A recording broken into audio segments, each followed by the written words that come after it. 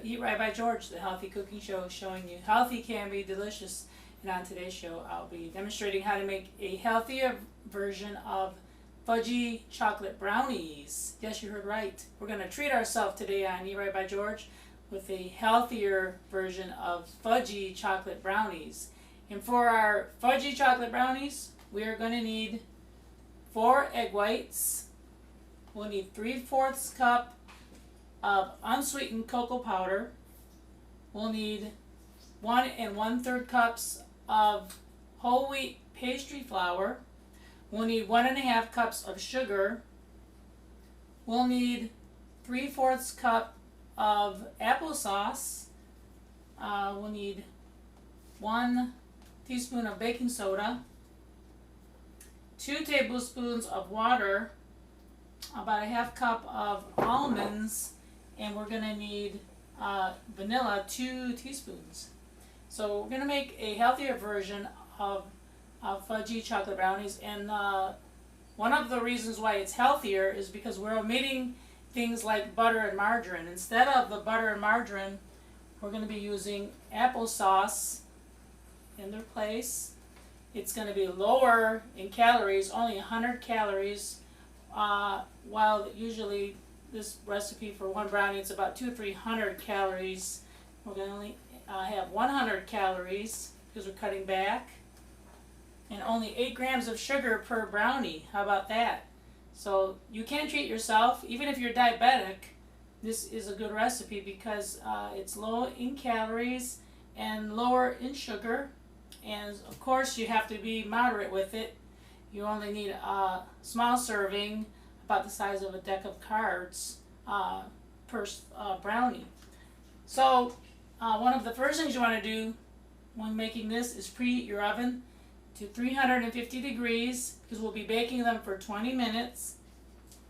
And what you want to do starting out is separate your egg whites.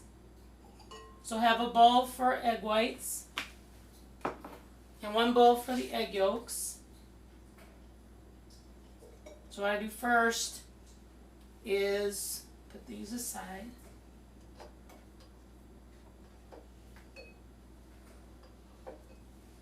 You want to crack your egg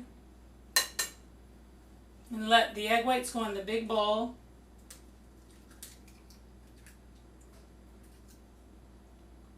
This is another reason why it's low in calories, is we're separating the egg yolks, which have the fat in them.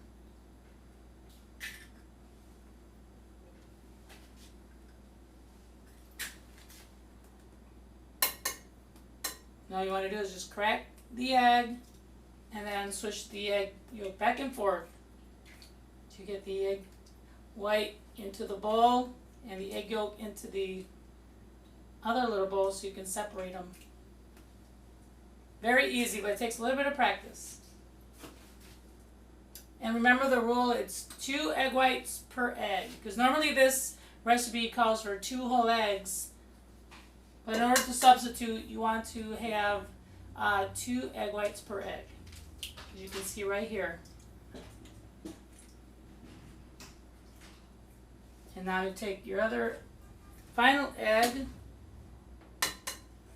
crack it, and then separate them.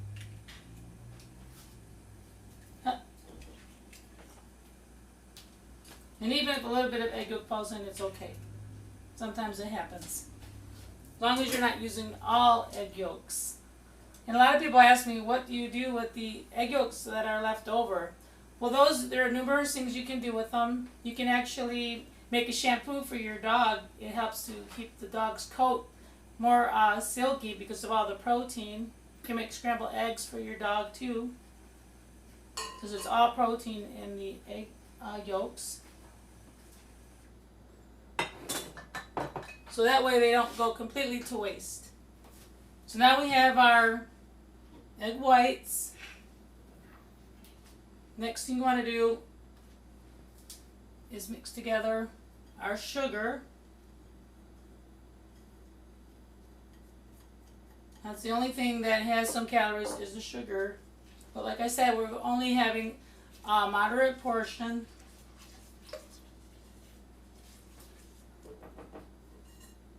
And always have a rubber spatula and a wooden spoon.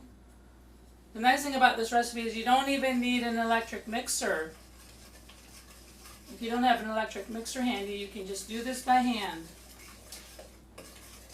So what I'm doing here is creaming together the egg whites and the sugar. Make sure they're nice and smooth, no lumps. Scrape your bowl.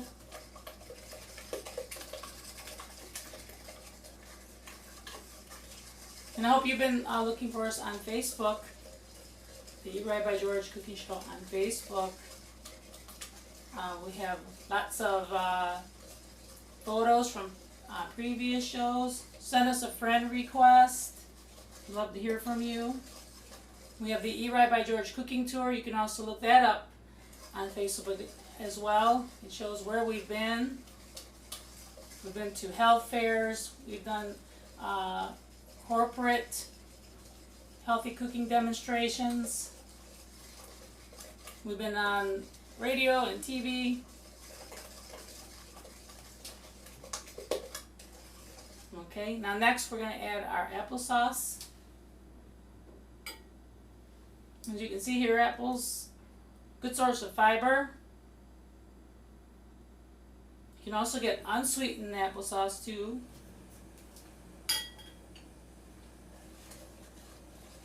And you may wonder, how does that affect the texture of the brownies when you're not using butter? When you use the applesauce, the only thing different is that the brownies don't tend to last quite as long. You have to eat them within the first couple days. The butter seems to keep them moist longer, while the applesauce doesn't keep them quite as moist for a longer period of time.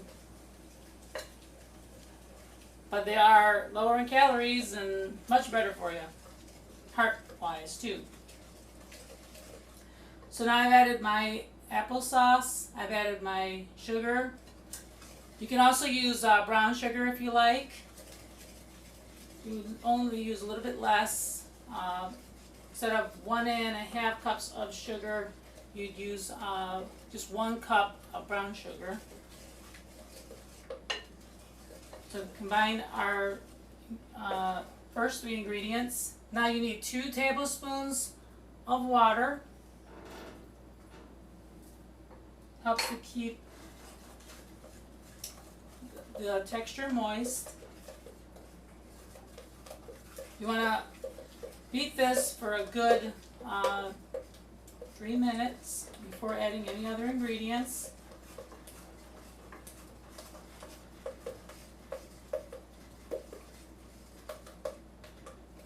Now for flavor, I have here 2 teaspoons of vanilla. And I'm using pure vanilla, not the imitation. And there is a difference in flavor. I much prefer the pure vanilla. More richer when tasting the brownies. And a lot of people, when they're on special diets like diabetic diet or heart health diet, they seem to deprive themselves. They don't eat a lot of treats. They feel guilty when they do get a treat like cake or brownie or cookie. But if you follow a well-balanced diet, you can include some treats in your diet as long as they're moderate, and as long as you're also staying very active, as long as you are walking every day, taking at least a 30 to 60 minute walk every day. In addition to eating healthy, you can include things into your diet such as a fudgy chocolate brownie. It helps if you make a healthy substitution. But when you're trying to follow a well-balanced diet, you don't want to deprive yourself. It's harder to follow it. Then you feel guilty when you do eat something that's a treat.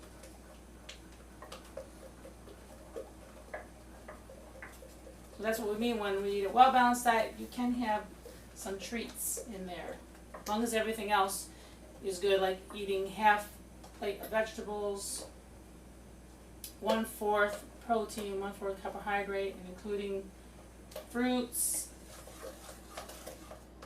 And then not drinking our calories. The problem with our diet is that many of us drink our calories. Some of the sodas contain quite a few calories.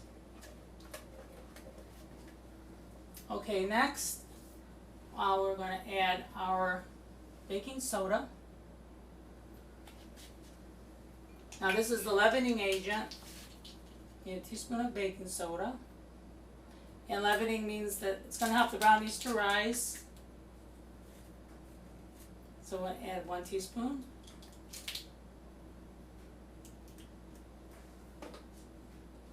You don't want to have flat brownies. So make sure to mix that in there.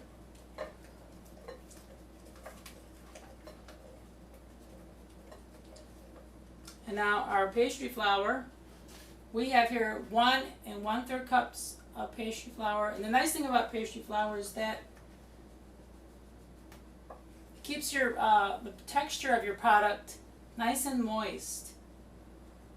It's a little bit different than regular flour.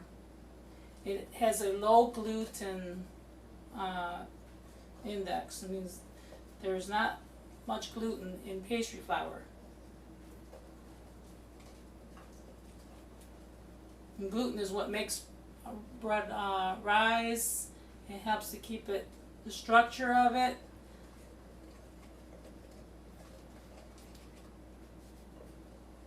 But sometimes all-purpose flour can be kind of tough. We want these to melt right in our mouth when we eat them. So the pastry flour makes the brownie more like a pastry, much more edible, softer.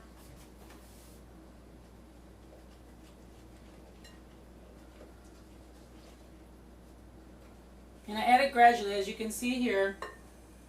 I like to add ingredients gradually so that there's no lumps and everything can be incorporated properly. And I'll show you in a second here what it should look like. And I also like to sift my ingredients to make sure that there's no lumps. So I like to sift my pastry flour also to remove any kind of lumps so that the texture is nice and smooth.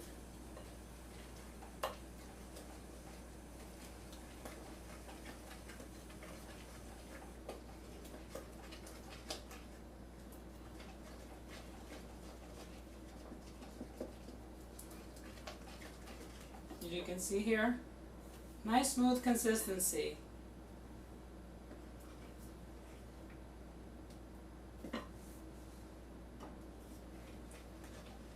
So now I've added pretty much all the ingredients, but my favorite one that's coming up, I've been saving that for last, is the unsweetened cocoa powder. Now for this one we need 3/4 cup, so which means it's almost 1 cup of it.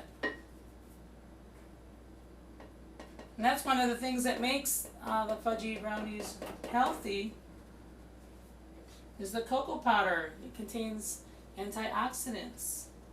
So unsweetened means there is no sugar added to it. It has to be well stirred to get any kind of lumps out. And of course, cocoa powder is made from the cacao beans, which are also used to make chocolate.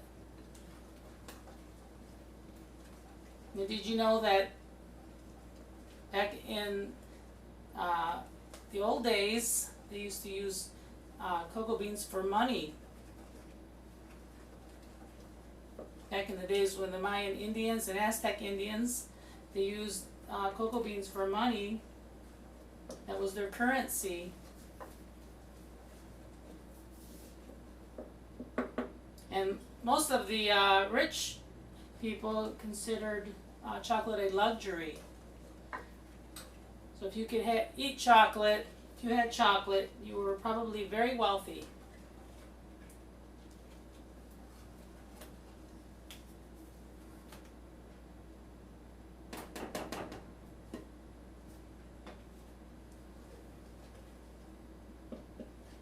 And now, present day scientists have actually discovered a lot of health benefits of eating foods that contain cocoa, like 90% cocoa and candy bars.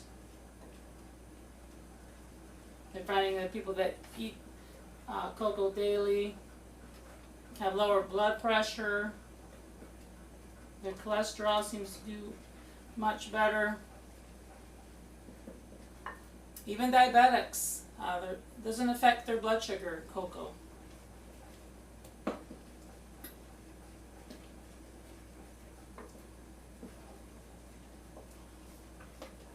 incorporated this, got the lumps out.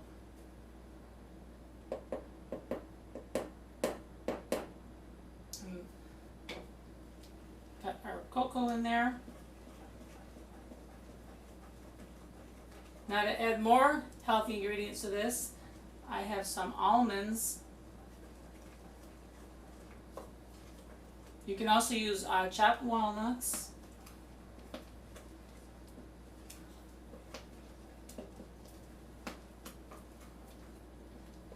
So I had a few of those, just to give it a little bit of crunch, to give the texture a little crunch. And these almonds actually have cocoa powder on them. So they've been dipped in cocoa powder. You can buy these at the grocery store now. You can also chop them if you like. I'll leave them whole. Almonds so good for you. They're great for your cholesterol. Definitely a heart healthy food.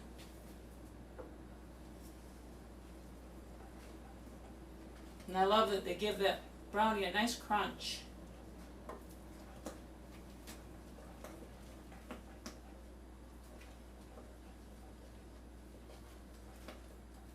You can see here, just the right color also. Should have a nice dark color.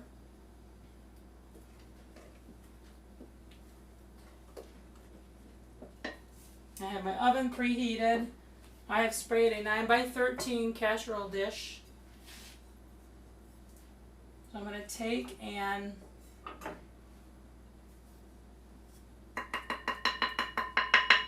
using my rubber spatula,